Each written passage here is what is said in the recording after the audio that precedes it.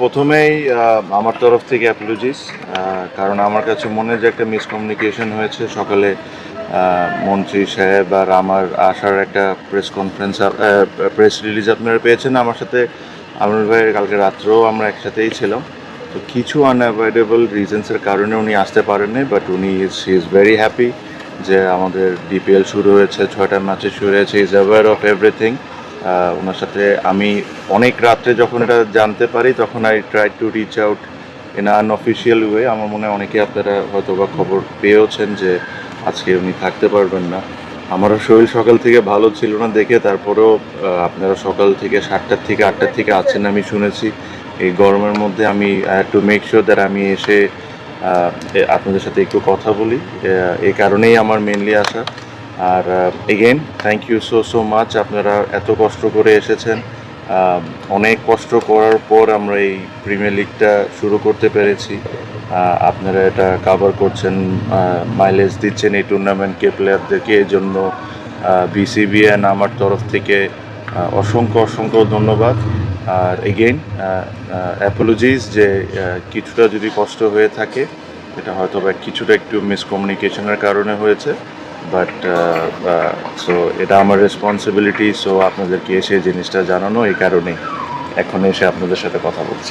ভাই দেখলাম যে আপনি গ্যালারিতেও পরিদর্শন করছেন, ওয়াশরুমগুলো দেখছেন। একজন ক্লিনারও বলছিলেন যে বেতন বাড়ানো নিয়ে 300 টাকা নিয়ে একটা ইস্যু আছে। আসলে বিষয়গুলো কি যদি খুলে বলতেন? না, আসলে এটা আমি নিজেই খুব অবাক হয়েছি। এটা আপনি ভালো প্রশ্ন করেছেন। আমি অ্যাকচুয়ালি ওই দিন যখন গ্যালারিতে গিয়েছিলাম তখন একজন ফিনল্যান্ড থেকে একজন মহিলা ওই দিন সকালেই সে ফ্লাইটে ল্যান্ড করে এয়ারপোর্টে, ওখান থেকে স্ট্রেট মাঠে খেলা দেখতে আসছে। তো সে আমাকে খুব সুন্দর করে এসে বললো যে ভাইয়া যদি একটু ওয়াশরুমগুলো ঠিক করা যায়। আপনি হয়তো বা শুনে অবাকই হবেন যে স্টেডিয়াম যখন বিল্ড হয়েছিল 2007-এ, তারপরের থেকে আর বাথরুম নিয়ে কোনো রেনোভেশন হয়নি, and this is not right. তো আমি এই কারণে যাওয়ার সময় ওখানে দেখেছিলাম। সো ইন্টারেস্টিংলি ওখানে একজন আমাদের খালাম্মা, আমি যাকে ডাকি খালাম্মার একজন ছিলেন, যেনার দায়িত্ব হলো বাথরুমটাকে পরিষ্কার রাখা, উনি ছিলেন। তো উনি আমাকে একটা কথা বলেছিলেন, যেটা হয়তো অনেকে ভিডিওতে দেখেছেন, যে ভাইয়া আমাদের 300 টাকা করে পাই এই জিনিস পার ডে। এই জিনিসটা যদি আপনি একটু দেখতেন। তো কালকে আমি বিসিবিতে গিয়েছিলাম, বিসিবিতে যে আমি জিজ্ঞেস করলাম যে আমরা যে ক্লিনিং সার্ভিসটা আছে এদেরকে পার পার্সন কত টাকা করে দিই। তখন জেনে অবাকই হলাম যে 650 টাকা করে দিই। তো তখন আমি জিজ্ঞেস করলাম যে 650 টাকা করে দিই, তাহলে এরা 300 টাকা কেন পাচ্ছে? আমি বললাম যে ক্লিনিং সার্ভিসটা টেন্ডারের মাধ্যমে অ্যাওয়ার্ডেড হয়েছে তাকে ডাকে। তো তাকে ডাকলাম, তাকে ডেকে আমি জিজ্ঞেস করলাম যে রিজন কী। তো যে জিনিসগুলো শুনেছি এগুলো আসলে শকিং, খুবই শকিং। মানে এই জিনিসগুলোও যে বিসিবিতে হয় আইডিয়া তো ছিলই, বাট এই লেভেলের হয় এতটা আইডিয়া ছিল না।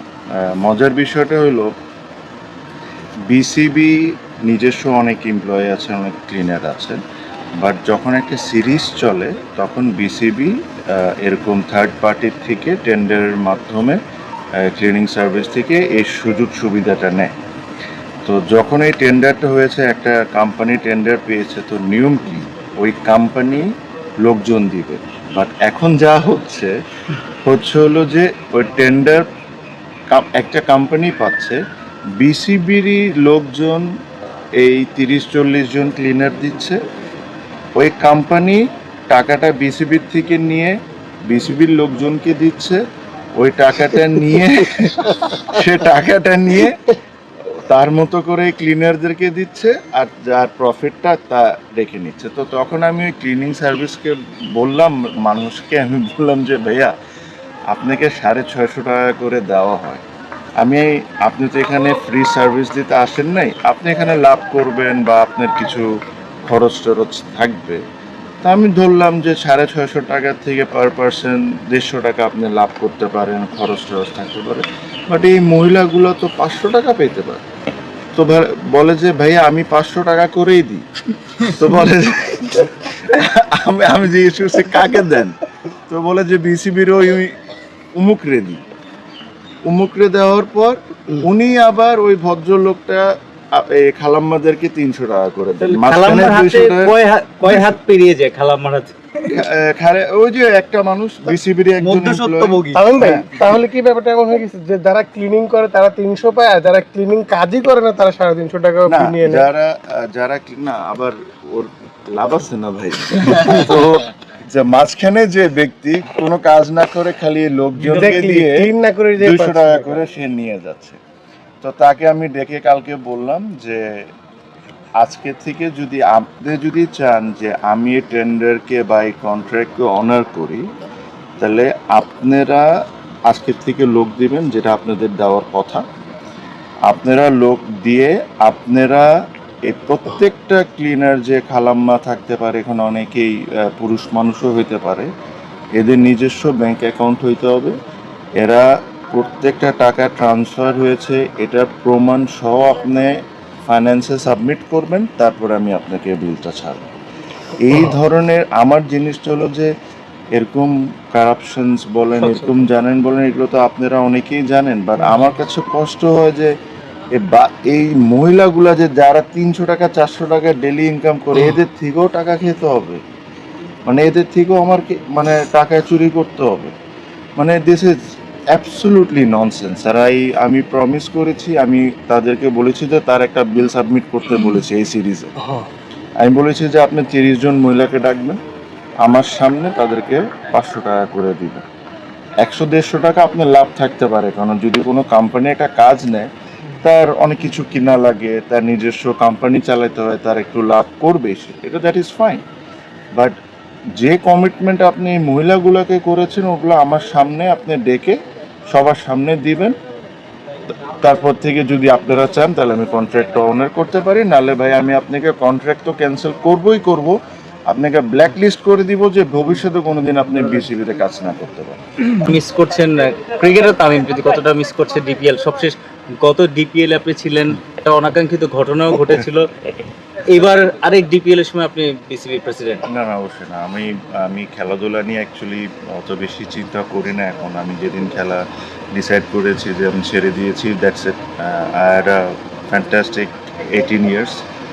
আমার মেমোরিজ আর ভেরি গুড আমার জন্য। সো এখন আমার দায়িত্ব হলো যে 18 বছরে আমি যে প্রবলেম ফেস করেছি বা অন্যরা যে প্রবলেম ফেস করেছে, এটাকে যতটুকু মিনিমাইজ করে দেওয়া যায়। আমি আবারও বলি, প্রত্যেকটা জিনিস আপনি 100% রাইট করতে পারবেন না, that is humanly not possible. But যতটুকু এই জিনিসগুলায় কাজ করে হাতে নিয়ে যতটুকু কমায় নিয়ে আসা যায়, তাহলে জিনিসটা একটা জায়গায় আগাইলো। সো আমি ওই ইন্টেনশনে আছি। আমি ওটাই চেষ্টা করব যে আপনার প্লেয়াররা, বাকি যারা আছে, ফ্যান্স, প্লেয়ার্স, ডেভেলপমেন্ট, এভরিথিং, কিছু না কিছুতে যদি আমরা জিনিসগুলো স্টার্ট করে দিই, তাহলে একটা নতুন প্রক্রিয়া শুরু হবে। সো ওটার চেষ্টাই আছে। তামিম ভাই, ওই দিন হলেও আসলে শুরু হচ্ছে, এটা সবচেয়ে ভালো খবর। কিন্তু মাঠগুলো আসলে রেডি ছিল না, বা ভেরি সিজন শুরু হচ্ছে, সব মিলে মনে হচ্ছে যে একটু মানে জিনিসটা কি, এই জিনিসগুলো আমাদের একটু মেনে নিতে হবে। আমি কিন্তু লাস্ট প্রেস কনফারেন্সে এই জিনিসটা ক্লিয়ার করেছি। এখন ফর এক্সাম্পল মিরপুরে যে আপনার ড্রেনেজ ফ্যাসিলিটিস, ড্রেনেজ সিস্টেম বা আরও একটা দুইটা মাঠে যে এই ফ্যাসিলিটিস আছে, আমি শিওর এটা অনেক মাঠে থাকবে না। বৃষ্টি হলে হয়তো বা অন্য মাঠে আধা ঘন্টা 1 ঘন্টা লাগতে পারে, এখানে হয়তো বা আরও অন্য মাঠে 2 ঘন্টা 3 ঘন্টা লাগতে পারে। But end of the day আমার জন্য সবচেয়ে ইম্পর্টেন্ট ছিল খেলাটাকে শুরু করা। এখন আমি যদি প্রত্যেকটা জিনিস নিয়ে পারফেক্টলি যদি স্টার্ট করতে চাইতাম, তাহলে আমি 2টা মাঠ ছাড়া খেলা দেওয়া সম্ভব হতো না। আর 2টা মাঠে যদি খেলা দিতাম ভাই, এটা 2 মাস 3 মাস লেগে যেত, আরও রেনি সিজন আসতো, আরও কিছু আসতো। ঠিক এইগুলা জিনিস মাথায় রেখে কিন্তু প্রথমবারের মতো লিগ স্টেজেও প্রতিটা ম্যাচে আমরা রিজার্ভ ডে রেখেছি, সো দ্যাট আমরা যতটুকু মিনিমাইজ করতে পারি। আমিও জানি, আপনারাও জানেন যে এইবার সব কিছু পারফেক্ট হবে না, but the most important thing, if you see the bigger picture, যে মাঠে খেলা হচ্ছে, প্লেয়াররা টাকা পেয়েছে, তাদের ফ্যামিলিতে যে কষ্টে তারা ছিল, ওই ফ্যামিলির কষ্টটাকে একটু হলেও কমাতে পারছি, দ্যাট ইজ মোর ইম্পর্টেন্ট। হ্যাঁ, সব কিছু ইভেনচুয়ালি আস্তে আস্তে এগুলো সবই পারফেক্ট হবে। এই যে ঢাকার সামনে আপনারা আধা ঘন্টার মধ্যে এসে খেলা কভার করতে পারছেন, এটা একটা অ্যাডভান্টেজ না আপনাদের জন্য? আপনাদের 2 ঘন্টা করে ট্রাভেল করে যেতে হতো। সো আশা করি এগুলা with time I am sure this all be sorted. কতটা সব ধরনের খেলার খবর পেতে সাবস্ক্রাইব করুন। সঙ্গে থাকুন খেলার পাতার।